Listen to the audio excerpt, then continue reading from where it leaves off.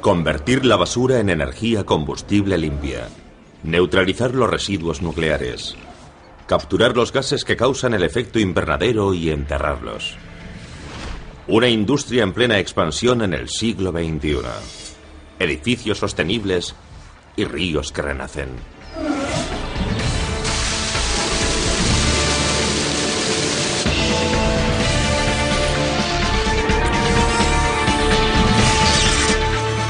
Maravillas modernas. La tecnología medioambiental. El siglo XXI representa una encrucijada para el planeta Tierra. Y para sus habitantes más intrépidos, inteligentes e insaciables, los seres humanos. Muchos de nuestros logros son un arma de doble filo. Los seres humanos hemos causado estragos incalculables en el planeta que habitamos. Hemos arrasado el 50% de los bosques de la Tierra, exterminado innumerables especies, encauzado ríos enormes y quemado en un siglo y medio combustibles fósiles acumulados durante millones de años. Nuestro mayor impacto en el planeta y el mayor reto de nuestra civilización será probablemente el aumento constante de las temperaturas durante el próximo siglo. Organizaciones científicas de todo el mundo han relacionado el calentamiento actual del planeta con los gases de efecto invernadero originados por los humanos, aquellos que retienen el calor del Sol en nuestra atmósfera. El gas de efecto invernadero más significativo es el dióxido de carbono, que procede en su mayor parte de la combustión de petróleo, carbón y gas natural. Si no adoptamos medidas cruciales para invertir esta tendencia, dentro de 50 años habrá más CO2 en la atmósfera de lo que jamás hayan registrado los científicos, que se remonta a unos 700.000 años. Sabemos cuáles serán, a grandes rasgos, las consecuencias. Inundaciones, olas de calor, escasez de agua y alimentos en algunas zonas. No sabemos en qué proporción. Una de las soluciones más importantes al problema del dióxido de carbono se desarrolla en un lugar inesperado. Un campo petrolífero bajo las llanuras de Saskatchewan. Esta reserva de petróleo, llamada Midale Field, es también el campo de pruebas de una tecnología del siglo XXI conocida como captura y almacenamiento geológico de CO2. Esta consiste en capturar emisiones de carbono y enterrarlas bajo tierra. El Midale Field, explotado por la Apache Canada Limited, se perforó por primera vez en 1953. Tiene una capacidad de 525 millones de barriles de petróleo. Pero como sucede en muchas otras reservas del planeta, el petróleo más fácilmente recuperable ya ha sido extraído. El petróleo de Midale Field se encuentra en rocas parecidas a estas. Se trata de rocas muy sólidas. Tienen el aspecto de esponjas, con poros vaculares, llamados bags. Estos poros están llenos de petróleo y en algunos casos de agua y petróleo. Necesitamos extraer el petróleo de estas rocas y conducirlo a un pozo en la superficie. Para hacerlo se necesita presión. Desde los años 60 en Midale Field se ha utilizado la inyección de agua para aumentar la presión subterránea y así empujar el petróleo hacia los pozos de extracción. Pero una gran cantidad de petróleo se aferra a las rocas y no puede ser separado de ellas usando agua. Lo que hay que hacer es inyectar un disolvente para que se combine con el petróleo y así poder separarlo de las rocas. La compañía Apache ha decidido utilizar el dióxido de carbono como disolvente. El CO2 que transporta esta tubería ha sido comprimido a una presión de unos 140 kilos por centímetro cuadrado, hasta el punto en que se comporta como un líquido. A continuación se inyecta directamente en la reserva, a 1457 metros bajo tierra. Cuando inyectamos el CO2 en la reserva, se combina con el petróleo y modifica sus propiedades químicas y físicas, lo que le permite separarse de la roca. Así podemos aprovechar un petróleo al que de otro modo no tendríamos acceso. Utilizar CO2 para separar el petróleo de la roca no es una tecnología nueva. Lo novedoso es el origen de este CO2. 322 kilómetros hacia el sur, en Beulah, Dakota del Norte, se encuentra la Dakota Gasification Company, que quema carbón para fabricar combustibles sintéticos. Este proceso emite una gran cantidad de dióxido de carbono a la atmósfera. o lo hacía hasta hace no mucho tiempo. En la actualidad este CO2 se recoge en las chimeneas, se comprime y se envía por una tubería de 322 kilómetros hasta Canadá. Tanto en Maydale Field como en el cercano Weyburn Field, explotado por Encana, utilizan el CO2 en la llamada recuperación asistida de petróleo. Cuando el CO2 ha desprendido el petróleo de la roca, inyectan agua en la reserva para que la recorra. Así podemos dirigir los fluidos por la reserva desde el lugar donde los inyectamos hasta donde los recogemos. Este pozo produce unos 650 barriles diarios de este fluido, con un 85% de agua y un 15% de petróleo. A continuación se separan los distintos componentes de la mezcla: petróleo, agua, gas natural y CO2. Una parte del CO2 permanecerá bajo tierra, unido firmemente a la roca. El resto será presurizado de nuevo a 140 kilos por centímetro cuadrado, combinado con el CO2 de la tubería de la compañía Dakota e inyectado de nuevo en el subsuelo. Durante los próximos 40 años, el CO2 de la compañía Dakota seguirá desprendiendo tanto petróleo como sea posible. Conforme lo haga, ocupará el vacío dejado por el petróleo en la roca. Utilizando la extracción por agua, creíamos que la vida útil del campo sería de unos 15 años. Con el CO2 creemos que este campo seguirá en funcionamiento en 2045. Los gases de efecto invernadero se enterrarán entonces en la reserva de petróleo, y los 280 pozos serán clausurados con cemento. Las mismas rocas que almacenaron petróleo y gas natural durante millones de años deberían hacer lo mismo con el CO2. Además de las reservas de petróleo, los científicos han encontrado otras zonas en las que almacenar carbono, principalmente acuíferos salinos profundos y lechos de carbón abandonados. En la actualidad, la estimación global sobre la emisión de dióxido de carbono está entre 23 y 24 gigatones al año. Las estimaciones sobre la capacidad de almacenamiento geológico son de unos 900 gigatones. Este almacenamiento geológico potencial es más que suficiente para las emisiones globales actuales. Pero capturar y almacenar carbono resulta caro. El coste de los proyectos de inyección de Maydale y Weyburn es de unos 200 millones de dólares. Eso sin incluir el propio CO2.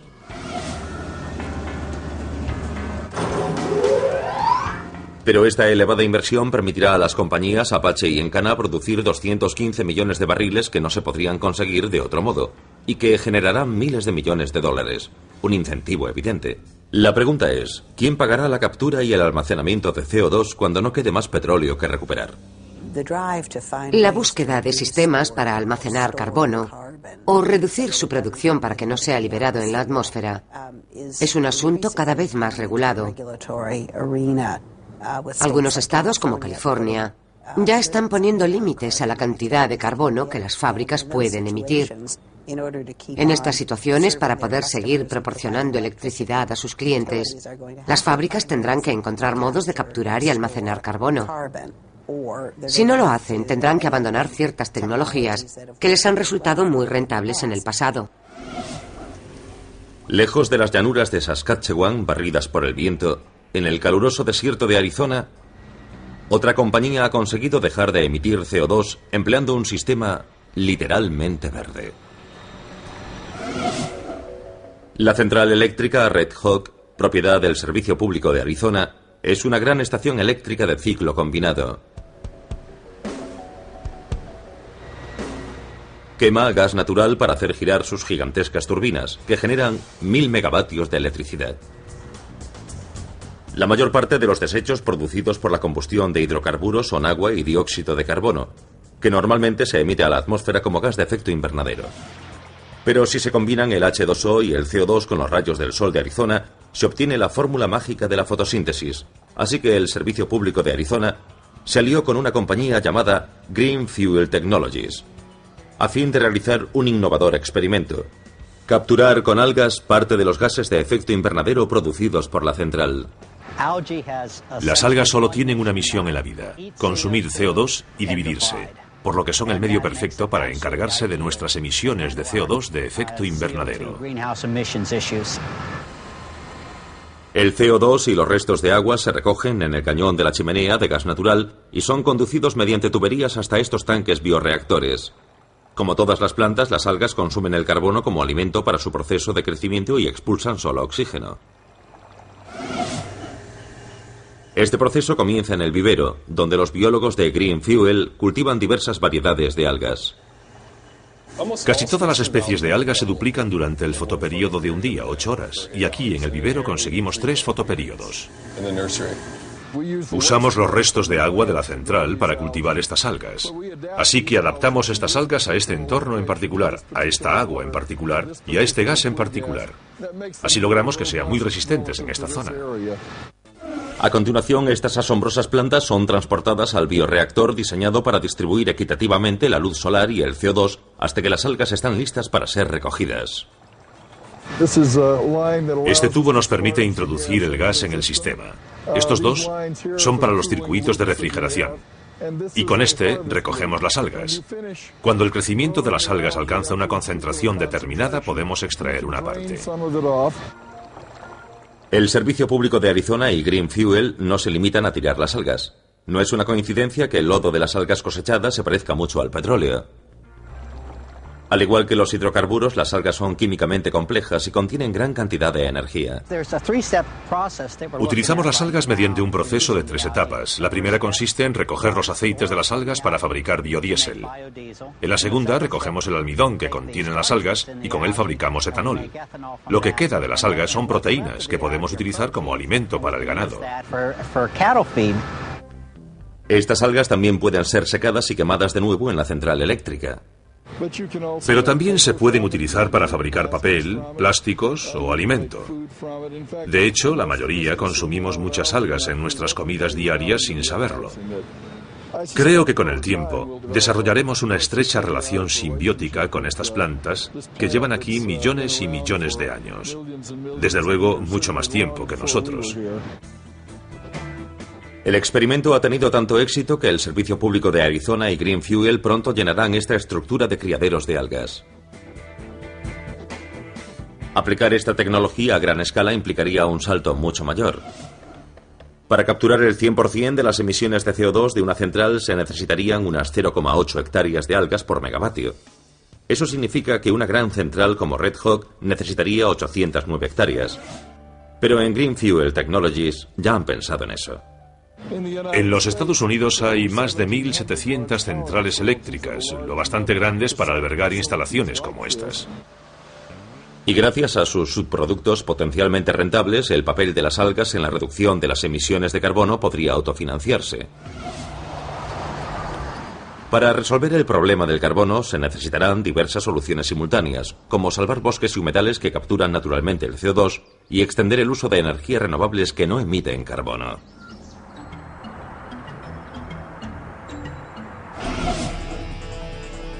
También comienzan a surgir nuevas soluciones a la crisis ambiental, viviendas y lugares de trabajo sostenibles o ecológicos.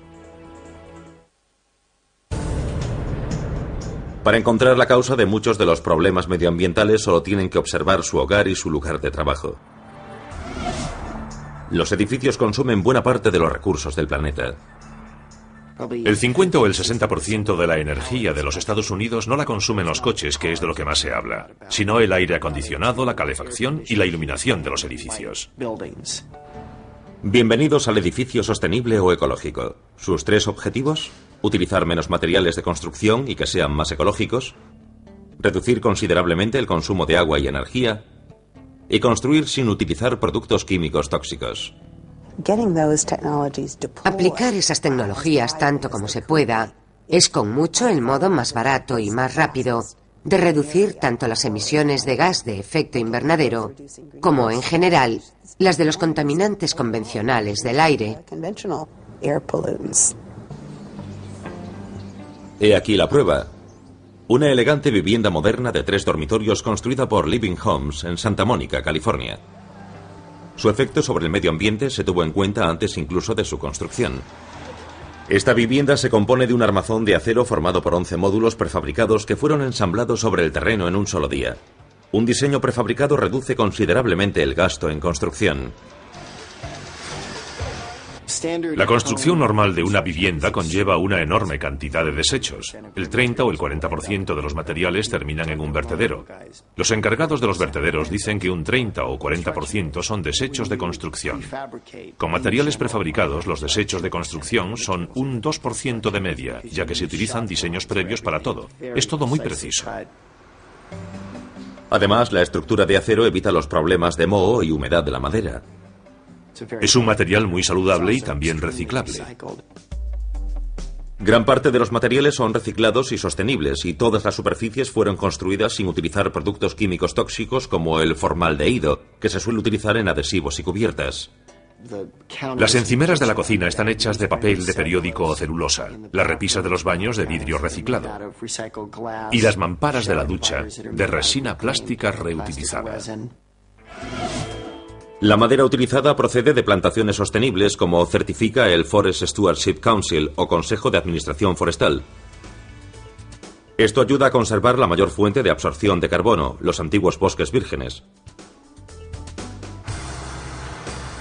El coste de fabricación de esta vivienda, diseñada por el famoso arquitecto Ray Kapi, es de $2.500 por metro cuadrado, por encima de la media nacional. Pero el coste de la construcción ecológica puede reducirse gradualmente. En el mejor de los casos, una vivienda ecológica genera la mayor parte de su propia energía y la utiliza del modo más eficiente posible. Un sistema termal solar calienta el agua, que además pasa por unas tuberías bajo el suelo para proporcionar calor radiante desde el suelo. Unos paneles fotovoltaicos proporcionan casi toda la electricidad de la casa, algo que facilitan los electrodomésticos de alto rendimiento de Energy Star. Luces LED que consumen 10 veces menos que las bombillas incandescentes. Y el uso de luz solar abundante y gratuita. Vivir de un modo ecológico no solo es posible en la soleada California. En el otro extremo del país, en el corazón de Nueva York, se están aplicando los mismos conceptos a una escala mucho mayor. Este es el Soler, un edificio de viviendas en el que viven casi 700 vecinos de la parte sur de Manhattan. Gracias a un sistema propio de tratamiento de aguas y el uso eficaz de la electricidad, consume un 55% menos de agua y un 37% menos de energía que otro edificio similar. Quizá lo más impresionante del Soler sean sus dos techos verdes o ecológicos que utilizan la energía de las plantas para aislar el edificio y retener el agua de lluvia. Este techo ayuda a evitar el efecto isla de calor urbano. El efecto isla de calor urbano se crea por las calles oscuras y asfaltadas de una ciudad, y sobre todo por los miles de techos oscuros y absorbentes que atrapan el calor del sol, y que hacen que la temperatura en las ciudades durante el verano sea hasta 6 grados más elevada que en las áreas cercanas. Las plantas reflejan la luz del sol y enfrían el aire circundante mediante un proceso llamado evapotranspiración, la forma en que sudan las plantas. El techo verde es un aislante, conserva el calor durante el invierno y lo expulsa durante el verano. Las plantas no son más que la capa superior del sofisticado sistema de drenaje del techo. Durante las tormentas, las diversas capas del techo verde capturan hasta un 80% del agua de lluvia que normalmente fluye por cañerías que se desbordan con facilidad. El exceso de agua de las tormentas es la mayor causa de contaminación de las aguas costeras. El agua tiende a escapar de los edificios hacia el alcantarillado y de allí al océano.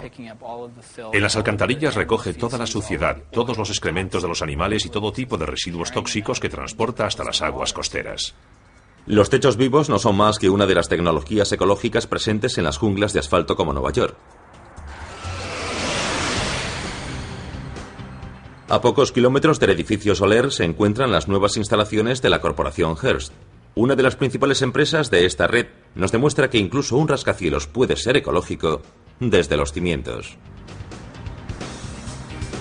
La torre Hearst, de 46 plantas, no solo conserva la fachada Art Deco de la sede original, también se recicló el 85% de los materiales del edificio. También se aplicaron conceptos ecológicos a la peculiar estructura exterior de acero. Al situar el esqueleto del edificio en el exterior de forma que permanezca visible, la estructura resulta mucho más eficaz. Esta malla diagonal o triangular utiliza menos acero que otra estructura normal. Se interponen menos columnas en medio de los pisos, pero al mismo tiempo sostiene el edificio mucho más eficazmente. Una estructura más eficaz permite más ventanas y la entrada de más luz natural. El diseño ambientalmente responsable se aplicó tanto a las estructuras principales como a los menores detalles. El techo está construido con material reciclado. Los sistemas de iluminación insertados en el techo son programables. Cuando uno sale de una estancia, se apagan automáticamente. Además, se ajustan a la luz natural que proviene del exterior.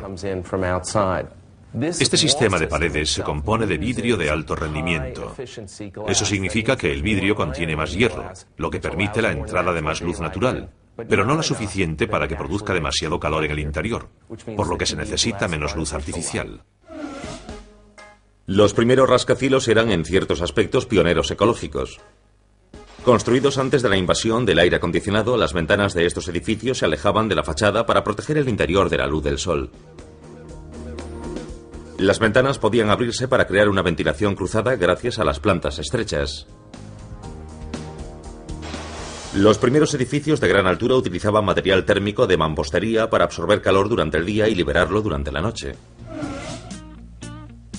Estos métodos de refrigeración pasiva se consideran en la actualidad técnicas de construcción ecológica. La torre Hearst, como el Soler, recoge y recicla el agua de lluvia, pero en mucha mayor cantidad. Este tanque alberga 53.000 litros. Aquí se almacena el agua de la lluvia. Sus muros de hormigón tienen 45,7 centímetros de espesor. El agua de lluvia se filtra 3 veces y pasa al sistema de aire acondicionado, donde alimenta a las torres de refrigeración. Por estas torres pasan 4.000 toneladas de agua de refrigeración. Durante el verano, por supuesto, es cuando más se utiliza esa cantidad de agua. El agua de lluvia también tiene otra curiosa aplicación llamada icefall o cascada de hielo, que enfría y humedece el atrio o patio central. Gracias sobre todo al uso de agua de lluvia, la torre Hearst utiliza un 10% menos de agua que un rascacielos normal y un 26% menos de electricidad, lo que conllevará otro tipo de ahorro ecológico. Esta será nuestra sede durante los próximos 100 años y por eso estas tecnologías resultan muy eficaces. Si aplicamos ese 26% de energía que ahorramos solo en electricidad a toda la vida útil de este edificio, la empresa ahorrará mucho dinero.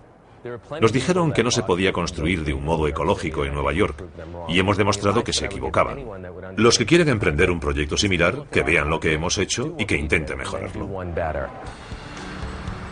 Todos podemos participar en la revolución de la construcción ecológica.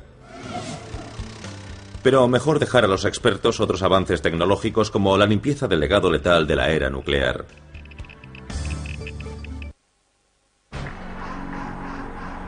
Este es el complejo secreto Y-12 del Departamento de Energía en Oak Ridge, Tennessee. El Laboratorio Nacional de Oak Ridge fue uno de los principales centros de los Estados Unidos para enriquecer uranio y desarrollar bombas nucleares. Desde la Segunda Guerra Mundial hasta el fin de la Guerra Fría, buena parte del trabajo se realizó en el Y-12. En realidad son 3 plantas, Y-12, X-10 y K-25. Todas formaban parte del proyecto Manhattan durante la Segunda Guerra Mundial para desarrollar armamento nuclear y enriquecer uranio por primera vez para fabricar las bombas que se utilizaron en Hiroshima, por ejemplo.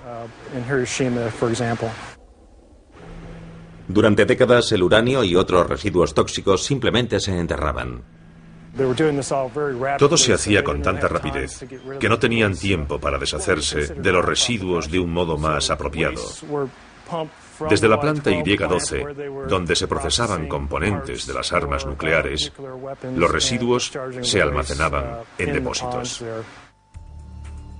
La Y-12 produjo millones de litros de residuos procedentes de la fabricación de armamento nuclear que se depositaron aquí hasta 1984. Después drenaron los depósitos, los cubrieron y construyeron un aparcamiento encima. Pero eso no impidió que el U-6, un tipo de uranio soluble en agua, se filtrase hasta las aguas subterráneas de la zona. Y contienen hasta 1000 veces la concentración legal de uranio. El primer paso para solucionar este desmán es tomar una muestra de la capa de agua subterránea, compuesta aproximadamente de un 30% de agua mezclada con tierra. Cuando extraemos una muestra, la sometemos a varias pruebas. Primero la escaneamos con este aparato, un medidor de radiaciones beta y gamma. Esta es una muestra que hemos extraído anteriormente. Presenta bastante actividad, como demuestra el sonido del medidor. Podemos seguir examinándola con el fluorímetro de rayos X. Mediante la fluorescencia de cada elemento, podemos saber cuántos de esos elementos contiene y medirlos en partes por millón. La Y12 y otras instalaciones del Departamento de Energía se enfrentan a un problema que hasta hace no mucho tiempo no tenía solución. Unos 32 estados presentan contaminación por uranio, muchos de ellos debido a la extracción de uranio y su procesamiento en distintas plantas. Así que el problema está bastante extendido y concierne principalmente al Departamento de Energía, que es el responsable de esta materia. Para enfrentarse a la que podría ser la mayor tarea de limpieza medioambiental de la historia, los científicos del Laboratorio Nacional Oak Ridge han comenzado a experimentar con un nuevo sistema de biorreparación. La biorreparación es un sistema que utiliza organismos vivos como microbios o bacterias para convertir los contaminantes del suelo en elementos menos dañinos. El uso de la biorreparación para estabilizar metales pesados como el uranio 6 era un sistema revolucionario y no comprobado. La tarea se complicó aún más cuando descubrieron que el subsuelo y las aguas subterráneas bajo la Y12 contenían muchas otras toxinas además del uranio. Los microbios no podían sobrevivir. Contiene percloroetileno, un compuesto orgánico tóxico y otros metales. Níquel, una concentración muy alta de aluminio. El nivel de acidez es tan elevado que disuelve todo tipo de minerales en el suelo. Y el olor del ácido nítrico es muy evidente. Por tanto, antes de que los científicos puedan aplicar la biorreparación al uranio, bombean el agua subterránea hasta la superficie y la someten a múltiples transformaciones químicas. La primera utiliza un separador de vacío y filtros de carbono para retirar del agua toxinas orgánicas volátiles. El siguiente paso consiste en traer el agua hasta estos tanques de retención, donde lo primero que retiramos es el aluminio. En este lugar en particular la concentración de aluminio es muy elevada, de unas 400 o 500 partes por millón. Se draga y se bombea hasta otro tanque de retención. El agua todavía contiene enormes cantidades de nitrato tóxico que se utilizaba para limpiar el instrumental del armamento nuclear, por lo que se bombea hasta el interior de este bioreactor de lecho fluidizado, donde los microorganismos la desnitrifican. Por último, el agua es devuelta al subsuelo y puede comenzar la tarea principal: estimular a los seres microscópicos para que conviertan el inestable y soluble uranio 6 en el estable e insoluble uranio 4. El primer paso consiste en bombear hasta el subsuelo y las aguas subterráneas una fuente de energía que estimule a los microbios. En este caso, se trata de etanol. Cuando introducimos metanol, etanol o acetato en las aguas subterráneas, alimentamos a las bacterias. Y cuando se han alimentado tienen que respirar y necesitan los metales para hacerlo. Conforme las bacterias respiran, desprenden un electrón extra que se une a ciertos metales, incluido el uranio. Los electrones portan una carga negativa que reduce el estado de oxidación del uranio, disminuyendo el número de cargas positivas en cada átomo de uranio. Se trata de un rasgo muy importante, ya que si reducimos, por ejemplo, el estado de oxidación del uranio desde uranio 6 a uranio 4, el uranio deja de ser soluble en el agua. Deja de fluir con las aguas subterráneas, se precipita y se queda en el suelo de un modo muy estable. El estable uranio 4 permanece en el subsuelo y no en las aguas subterráneas. El asombroso éxito de este proyecto ha atraído la atención de científicos de todo el mundo. Aunque aún no ha sido probado a gran escala, parece ser un avance crucial en la estabilización no solo del uranio, sino de otros metales tóxicos. Gracias a la biorreparación, el Departamento de Energía ha ahorrado a los contribuyentes una suma considerable en esta limpieza. El coste de esta limpieza, utilizando tecnología convencional, sería de unos 300.000 millones de dólares.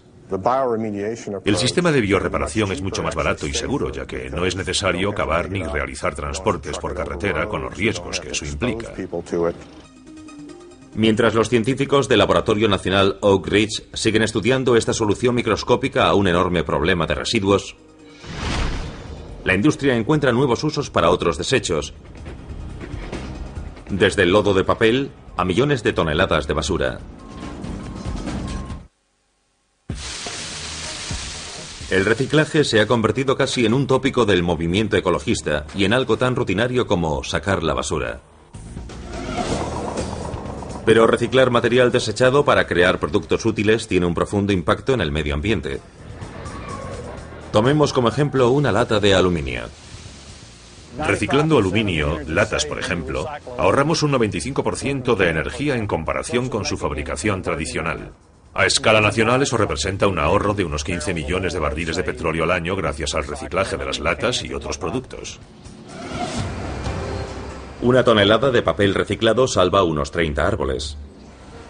Por no mencionar 26.500 litros de agua, 4.000 kilovatios hora de electricidad y 27 kilos de productos que contaminan el aire.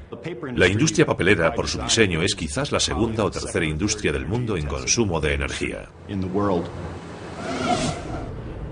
En Neenah Paper, situada junto al río Fox en Wisconsin, reciclan mucho más que papel. Agua, lodo, vapor, todo forma parte de un bucle gigantesco que se autoabastece. Cuando el proceso de fabricación de papel comienza, Neenah Paper añade gran cantidad de material desechado a la pulpa del papel. En su mayor parte son productos de papel, muchos de ellos impresos que han alcanzado el fin de su vida útil por parte del consumidor. La empresa que lo recoge decolora un poco el material y lo transporta en esta forma, con un 50% de humedad. El material reciclado se combina con pulpa virgen, además de colorantes, aditivos y mucha más agua. Cuando la pulpa comienza su trayecto por la papelera, se compone de agua en un 90%. El proceso de fabricación de papel no es más que un gigantesco proceso controlado para extraer el agua de esa mezcla. La papelera aplica gravedad, presión y el calor del vapor para eliminar el agua. El agua que se extrae y los pequeños fragmentos de pulpa que no se utilizan pasan a la planta de tratamiento.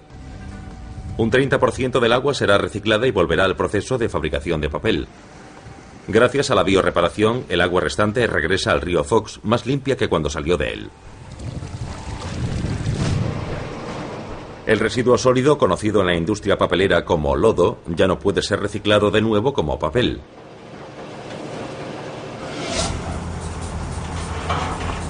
Cada día, 1.300 toneladas de lodo de la fábrica Neenah y otras papeleras de la zona se transportan a la cercana central eléctrica de Fox Valley, donde se utiliza de un modo limpio como biocombustible. La parte sólida del lodo es un 50% fibra de papel, una biomasa de buena calidad que arde muy bien. El otro 50% del residuo es materia inorgánica, ceniza, fibra mineral y arcilla, que no arden demasiado bien. Este material inorgánico se funde para formar una sustancia similar al vidrio que después es enfriada súbitamente para formar un compuesto de vidrio que tendrá múltiples aplicaciones, como asfalto o papel de lija. La parte orgánica del lodo se quema en esta caldera de 7 pisos de altura. Esta caldera está diseñada para producir 136.000 kilos de vapor cada hora, a 24,6 kilos por centímetro cuadrado a 315 grados centígrados. A continuación, el llamado vapor verde regresa por unas tuberías a Neenah Paper, donde se utiliza para secar el papel. El vapor verde ha reemplazado casi por completo a las calderas de gas natural de la fábrica, que no suelen utilizarse. Hemos reducido el consumo de gas natural más de un 80% y reemplazado un combustible fósil con algo que ha sido un residuo del proceso. Representa un gran ahorro energético y medioambiental. Convertir el lodo en vapor también beneficia al entorno. Si esta fábrica cerrase mañana, los vertederos de este condado estarían llenos en un año.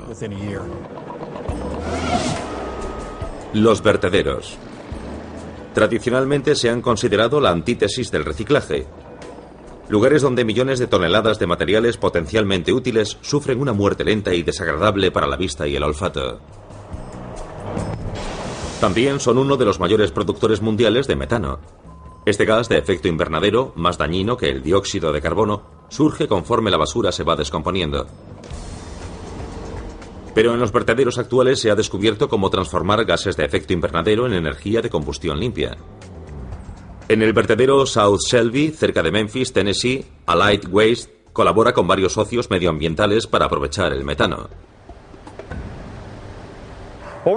Nos encontramos justo encima de desechos enterrados hace 5 o más años, junto a un pozo de gas que extrae metano de debajo de la superficie.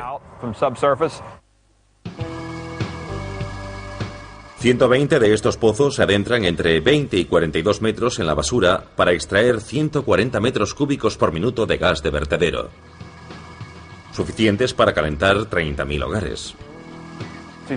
Estos pozos verticales están situados a 30 o 40 metros unos de otros. Forman un círculo en torno a los desechos enterrados. Lo que pretendemos es crear entre estos pozos una zona de influencia de la que ningún tipo de gas, ningún tipo de metano escape hacia arriba o hacia abajo. Pretendemos que no llegue a las aguas subterráneas ni escape a la atmósfera y también que no salga al exterior. El vacío empuja todo el gas hacia un colector común. Esto es un tubo de 45,7 centímetros. Todo el gas llega y se extrae por aquí por efecto de la bomba de vacío. Cuando el gas ha sido comprimido, se conduce por esta tubería hasta la fábrica Soleil, una planta de procesado de alimentos cercana. Esta planta, que produce diversos productos alimentarios a base de soja, es la mayor del mundo en su campo. El gas de vertedero proporciona en teoría el 100% de la enorme cantidad de vapor que Soleil necesita. La vieja tubería de gas natural ya no se suele utilizar. El gas de vertedero desprende dióxido de carbono cuando es quemado, pero aún así resulta beneficioso para el medio ambiente por dos motivos.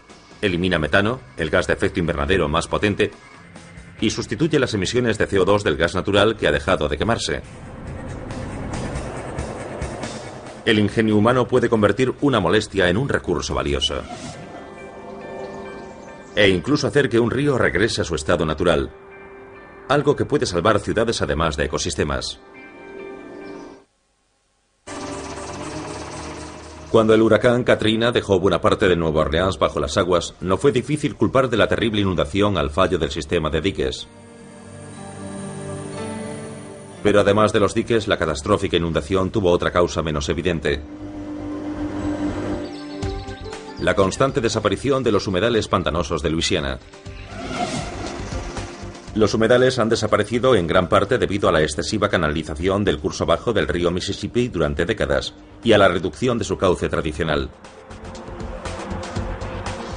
El río ya no puede depositar su limo rico en nutrientes para crear humedales e islas que actúan como barreras, que desaparecen paulatinamente bajo el cada vez mayor Golfo de México a un ritmo de 88 kilómetros cuadrados al año.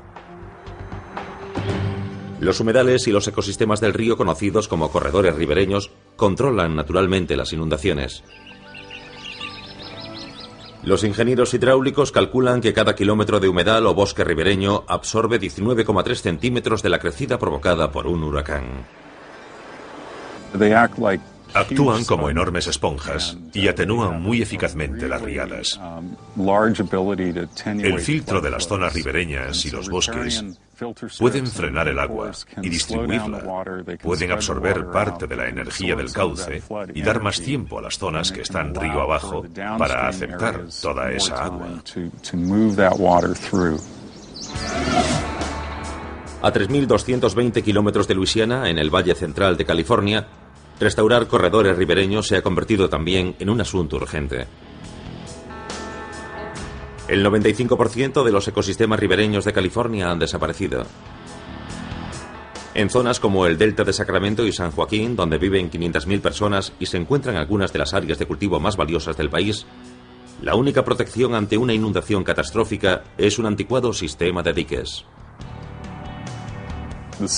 La ciudad de Sacramento está considerada la urbe con más posibilidades de sufrir este tipo de daños en todo el país. River Partners, una organización sin ánimo de lucro, trabaja en una solución a largo plazo: restaurar los diezmados corredores ribereños de California. Reemplazan antiguas granjas propensas a inundarse, como esta de 680 hectáreas junto al río de San Joaquín, por el ecosistema original de la zona, lo que incluye 270.000 árboles. Sus dos objetivos principales son construir un hábitat ribereño de calidad para la vida salvaje y recuperar entornos que disminuyan el riesgo de inundaciones. La plantación no se realiza al azar. Se basa en una simulación por ordenador de una inundación en la zona y las diversas estructuras de las propias plantas. Donde la velocidad del agua es mayor, no plantamos árboles. Son demasiado rígidos para soportar el agua, así que plantamos otras especies más flexibles como rosales y zarzas, muy flexibles ante el agua a gran velocidad. Por eso saber cómo se moverá el agua durante las inundaciones es una parte crucial del diseño. Mientras las excavadoras vacían los terrenos que se convertirán en humedales, los tractores cavan surcos para crear un preciso mosaico de árboles y hierbas autóctonas, como robles del valle o robles blancos de California y arbustos del coyote. En 3 años este terreno baldío podría tener este aspecto. Es sorprendente. Si lo construimos, lo encuentran. Los animales vienen. Ahora mismo no hay demasiados animales salvajes, pero dentro de 3 años seguramente esté repleto. Durante esos 3 años, River Partners regará las plantaciones con agua del río San Joaquín, ya sea por goteo o por inundación. Después de esos 3 años, el bosque será autosuficiente. Plantan estratégicamente en los propios diques para prevenir la erosión. Este dique, que se agrietó en la inundación de 1997, seguirá agrietado, pues será sustituido por el nuevo bosque ribereño. Ciertas zonas como esta se inundan periódicamente. Después de las inundaciones de 1997, se inundaron las casas, los graneros y los establos de los 4 propietarios principales. Entonces nos dimos cuenta de que estas tierras se adaptan mejor a las planicies aluviales y entornos y hábitats naturales. Unos corredores ribereños en buen estado harán algo más que atraer especies salvajes y proporcionar entretenimiento. Con el tiempo, ayudarán a conservar la rentabilidad de zonas de pesca, granjas y ciudades. Al igual que sucede con otras tecnologías medioambientales, encierran una paradoja: el ingenio humano aplicado a restaurar el delicado equilibrio natural alterado por la acción de los seres humanos. Pero es una paradoja necesaria, ya que el vínculo entre la salud del planeta y el incierto destino de nuestra civilización es hoy más estrecho que nunca.